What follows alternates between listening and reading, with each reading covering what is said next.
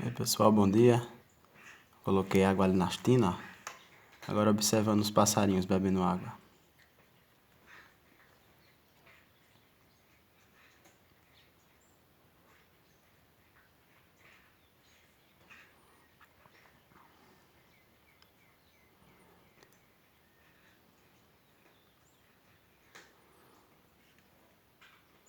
A região da gente aqui tá muito seca. Os barreiros já estão ficando tudo seco, infelizmente, né? A realidade do nosso agreste pernambucano é esse. Aí eu coloquei água ali nas coxinhas. Tem uns pneus ali, coloquei água.